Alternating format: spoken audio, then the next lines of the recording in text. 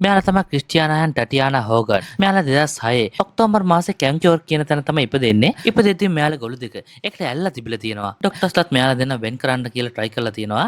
හැබැයි මෙයාලා දෙන්නගේ ඔලු දෙක ඇල්ලලා තිබ්බ නිසාම මේක ටිකක් අමාරු process එකක් වෙලා තියෙනවා. මෙච්චර වෙලත් මෙයාලා ජීවත් වෙන්නත් 120ක chance එකක් විතරයි තිබිලා තියෙන්නේ. ඩොක්ටර්ස්ලාත් කියලා තියෙනවා මෙයාලා පැය 24ක්වත් ජීවත් වෙන්නේ නැති වෙයි කියලා. මේකට හේතුව සාමාන්‍යයෙන් ඇල්ල ඉපදුණු ට්වින්ස්ලට එයාලගේ මොළ තියෙන වෙන වෙනම ඒත් මෙයාලගේ මොළ දෙක එකට ඇල්ලා වගේ. ඒ කියන්නේ මොළ දෙකක් තියෙනවා.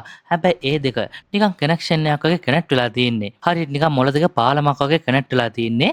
මොළේ විතරක් නෙවෙයි. එයාලගේ ඇඟ පවා එක්කෙනෙක්ගේ ශරීරයෙන් පිට කරන රුධිරය අනිත් කෙනාගේ ශරීරයටත් යනවා. කොහොමද කියලා කිව්වොත් ටාට්ටියාන ඉන්නවනේ.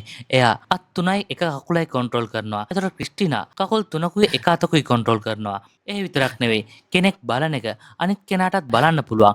ඒ විදිහට එයාලගේ ඉන්ෆර්මේෂන් උත් ෂෙයා වෙනවා. කෙනෙක් රස જાති මොනවා හරි කෑවනම් ඒ රසම අනිත් කෙනාටත් දැනෙනවා. කෙනෙක්ට කොනිත් දිවුවොත් අනිත් කෙනාට රිදෙනවා. කෙනෙක්ට කිචි කැවුවොත් අනිත් කෙනාටත් කිචි කැවෙනවා. ඒ විතරද ඒ දෙන්නගෙන් කෙනෙක් හිතන එක අනිත් කෙනාටත් දැනෙනවලු. KTM කිව්වොත් ටෙලිපැති කරනවා වගේ දෙන්නට කටෙන් කතා නොකර හිතින් කතා කරගන්න පුළුවන්. ඉතින් මෙයාලව තියලා තමයි බ්‍රේන් සිග්නල්ස් කෙනෙක්ගෙන් තව කෙනෙක්ට පාස් කරන්න පුළුවන් කියලා දැනගෙනත් තියෙන්නේ. ඉතින් මෙයාලව තියලා ෂෝස් දෙක තුනකුත් ඇවිත් තියෙනවා. කොහොමද 2017 තම අවසානට මෙයාලා ගැන ඉන්ෆර්මේෂන් එක පබ්ලික්ලි තිබිලා තියෙන්නේ. හැබැයි පොඩ්ඩක් අර මෙන් හොයලා බලද්දි මෙයාලා තාමත් ජීවිතුන් අතරවල ඉන්නේ. ඒකත් නිරෝගීමත්ව. ඉතින් ගයිස් ඔයාලා මොනවද මේ ගැන හිතන්නේ? යටින් කමෙන්ට් එකක් දාන්න.